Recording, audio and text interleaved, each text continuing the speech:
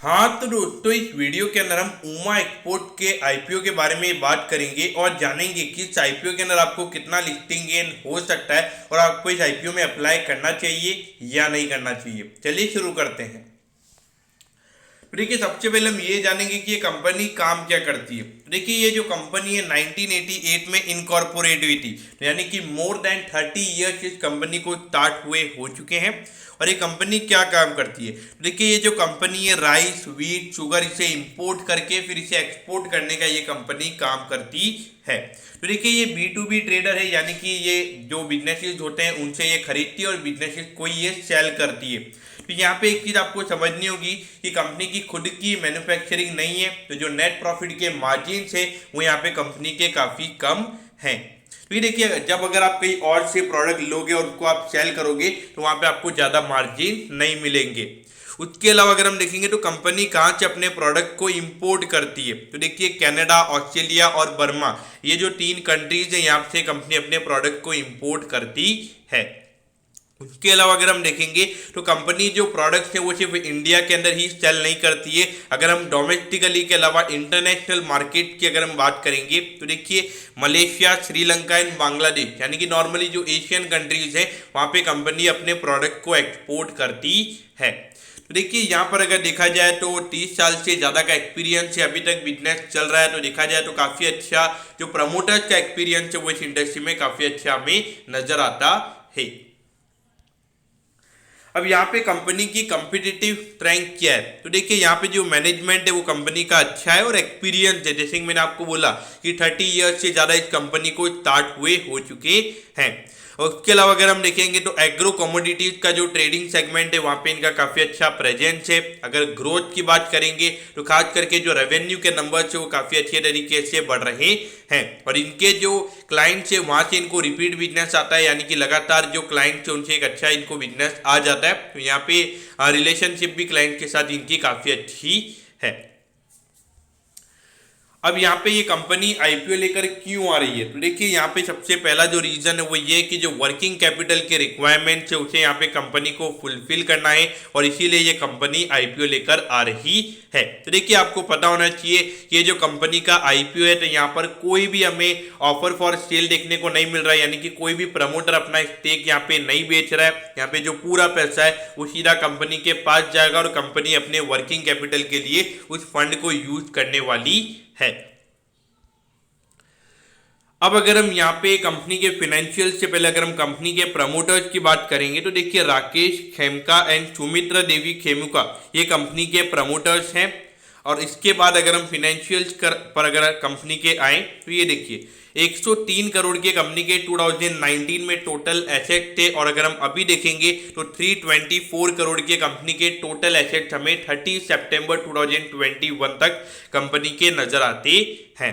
अब ये देखिए 329 करोड़ का कंपनी का रेवेन्यू था, फिर उसके बाद में 1920 में 810 करोड़ के कंपनी के रेवेन्यू के नंबर हुए थे और उसके बाद में 752 करोड़ के। तो देखिए इस ईयर हमने कोविड देखा था, लेकिन उसके बावजूद भी हमें 5 से 6% का डिक्लाइन ही कंपनी के टोटल रेवेन्यू के नंबर्स में देखने को मिला था। लेकिन अगर हम प्रॉफिटेबिलिटी की बात करेंगे तो वहां पे लगभग 8 करोड़ से जो नेट प्रॉफिट का नंबर था वो हमें 12 करोड़ के लगभग बढ़ता हुआ नजर आया था, यानी कि ऑलमोस्ट अगर हम देखेंगे तो 4 करोड़ से जो नेट प्रॉफिट का नंबर है वो हमें यहाँ पे बढ़ता हुआ नजर आया था। और अगर हम अभी 6 महीने की अगर हम बात करेंगे तो देखिए 523 करोड़ का रेवेन्यू कंपनी ने ऑलरेडी जनरेट कर लिया है और 8.97 करोड़ का कंपनी का टोटल नेट प्रॉफिट अभी हमें नजर आता है। तो इस पॉइंट ऑफ व्यू से अगर हम देखेंगे तो अगर हम इसको एज अ बेस मान के चलते तो लगभग 17 से 18 करोड़ का पूरा नेट प्रॉफिट कंपनी का at the end of this financial year हो सकता है और लगभग 1000 करोड़ से ज्यादा का रेवेन्यू कंपनी का इस पूरे ईयर में हो सकता है। तो अगर हम फाइनेंशियल्स की बात करेंगे तो खास करके पिछले 3.5 साल में काफी अच्छी ग्रोथ कंपनी ने दिखाई है, चाहे रेवेन्यू टर्म्स में हो या प्रॉफिटेबिलिटी टर्म्स में। लेकिन यहाँ पर एक क्वेश्चन आपको लग रहा होगा कि 1000 करोड़ के रेवेन्यू पे 17 से 18 करोड़ का जो नेट प्रॉफिट का नंबर है ये बहुत कम है। लेकिन देखिए ये जो एक्सपोर्ट का काम है यहाँ पे आपके जो मार्जिन है वो 1.5 से 2% के ही हो सकते हैं और अगर आपकी खुद की मैन्युफैक्चरिंग नहीं है और अगर आप कहीं से प्रोडक्ट लेके अगर सेल कर रहे हो तो वहां पे आपके 1 से 2% से ज्यादा के मार्जिन नहीं हो सकते हैं। और देखिए कंपनी अधिकतर जो एग्रो कमोडिटीज है यानी कि जो राइस वीट उसमें कंपनी काम करती है, तो वहां पे ऑलरेडी जो मार्जिन होते हैं वो कम ही होते हैं।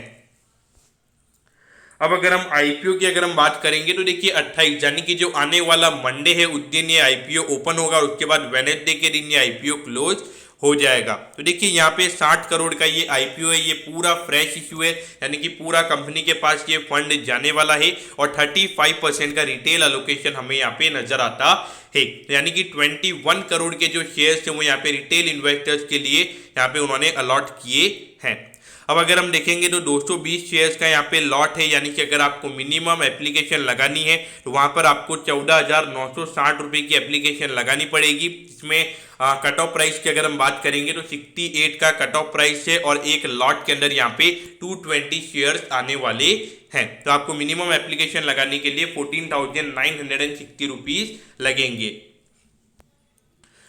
अब यहाँ पर ये जो कंपनी का आईपीओ है ये 28 तारीख को ओपन हो जाएगा, ये ऑलरेडी हमने बता दिया। 4 तारीख को आपको पता चल जाएगा कि आपको अलॉटमेंट मिला है या नहीं। 5 तारीख को आपको रिफंड मिल जाएगा अगर आपको अलॉटमेंट मिलता नहीं है तो।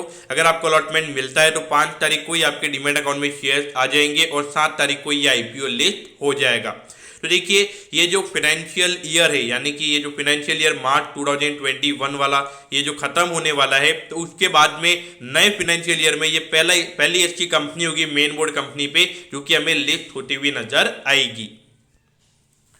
हाँ तो देखिए इससे पहले मैं बता दूं कि रिटेल इन्वेस्टर वाली कैटेगरी के अंदर आप मैक्सिमम 13 लॉट के लिए अप्लाई कर सकते हो। अगर आपको 13 लॉट से ज़्यादा के लिए अप्लाई करना है तो आपको एचएनआई कोटा में एप्लीकेशन लगानी पड़ेगी।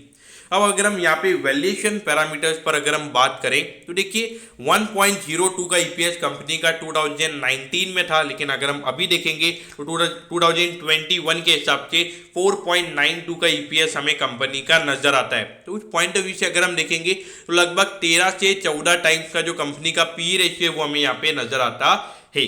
और अगर यहाँ पे वैल्यूएशन क्या होगा कंपनी का, तो देखिए यहाँ पे अराउंड 250 से 300 करोड़ का मार्केट कैप जो 68 का कंपनी का जो कट ऑफ प्राइस है, तो उसके हिसाब से लगभग 250 से 300 करोड़ का मार्केट कैप कंपनी का लिस्टिंग के बाद हो सकता है। लेकिन अगर वहाँ पे 100% के प्रीमियम पर अगर आईपीओ लिस्ट होता है तो वहाँ पे 500 करोड़ के ऊपर मार्केट कैप कंपनी का लिस्टिंग के बाद हो सकता है।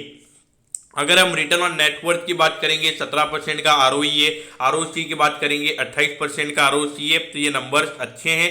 लेकिन अगर हम डेट की बात करेंगे तो ये नंबर 0.61 पे यानी कि 1 रुपये की इक्विटी के ऊपर कंपनी ने 61 का डेट लिया हुआ है।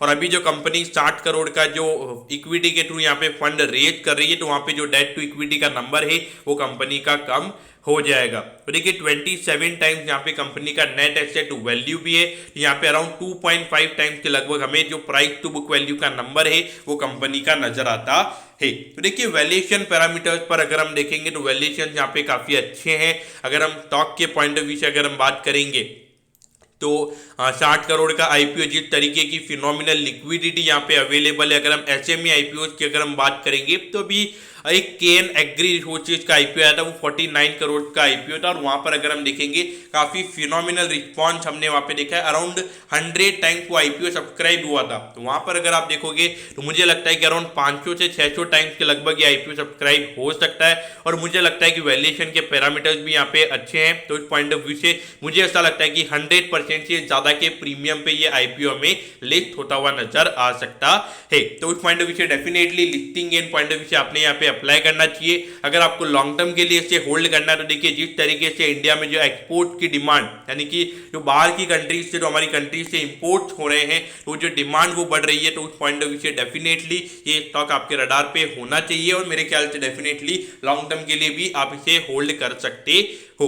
तो दोस्तों मैं होप कर रहा हूँ कि उमा एक्सपोर्ट के आईपीओ के डिटेल्ड एनालिसिस के बारे में आपको सब कुछ पता चल गया होगा। अगर आपकी कोई भी क्वेरीज है आप कमेंट कीजिए, मैं जरूर आपके कमेंट पर रिप्लाई करूंगा।